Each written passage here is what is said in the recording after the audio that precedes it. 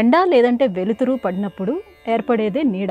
ఆ నీడతో మనం ఆడుకోరాదు అని చెప్పడంలో వాస్తవం ఎంత? నీడలు నిజాలు చాలా మంచి విషయమే. ఆలోచన చేస్తే మనిషిని భయపెట్టేది నీడ, మనిషిని ఆనందపరిచేది ఆ నీడను తొలగించేటటువంటి లక్షణం వెలుతురు.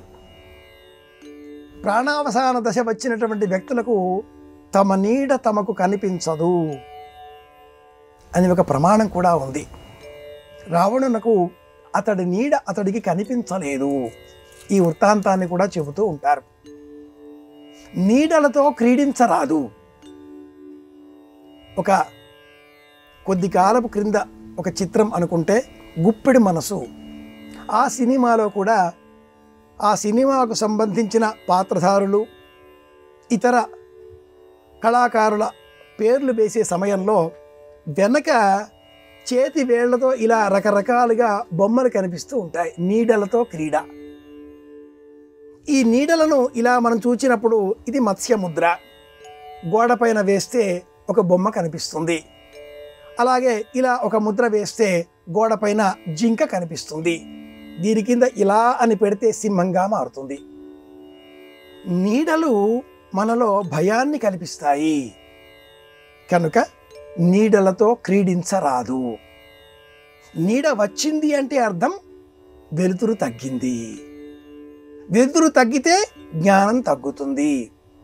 జ్ఞానం తగ్గితే మాయ ఆవేశిస్తుంది, నిద్ర ఆవహిస్తుంది, సుషుప్తిలోకి వెళ్ళిపోతాం. గాఢ సుషుప్తిలో చైతన్యం ఇంకా ఉంటుంది కాబట్టి స్వప్నాలు ఏర్పడతాయి, కలలు వస్తాయి.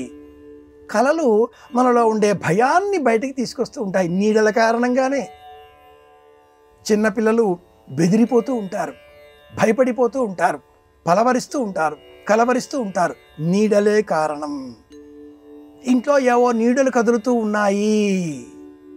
ఏదైనా అదృశ్య శక్తి ఈ ఇంటిని ఆవేశించిందా?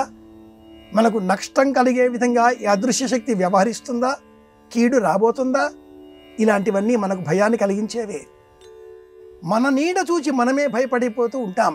తాడును చూచి పామనుకొని భ్రమసిపోతూ ఉంటాం. నీడ భయపెడుతుంది, నిజం విశ్వాసాన్ని కలిగిస్తుంది. నీడలు నిజాలు అనే ధర్మాన్ని మనం పరిశీలించినట్లయితే షణ్ణవతిత న్యాయాలు, న్యాయశాస్త్రం 96 అధ్యాయాలతో 96 సూత్రాలతో ఉంటుంది. చాలా విశేషం. 96 సూత్రాలు. షణ్ణవతిత న్యాయం అంటారు న్యాయశాస్త్రాన్ని.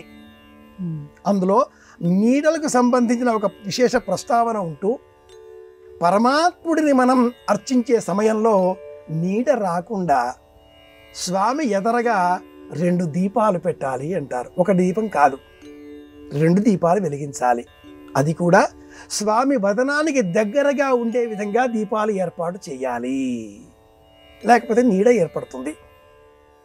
మనం కూడా చూచినట్లయితే మన ముఖం దిగువన దీపం పెట్టుకున్నామా, మన నీడ మనల్నే బెదిరిస్తుంది, భయపెడుతుంది. కాసింత దీపం చెదిరితే, రూపం మారితే, స్థలం మారితే మనమే మనకు వికృతంగా కనిపిస్తాం. వెలుతురు, దీపం ఇంత అవసరం కనుకనే ప్రాచీనులు నీడలతో క్రీడించకూడదు, ఆడకూడదు అన్నారు. ఇది విషయం.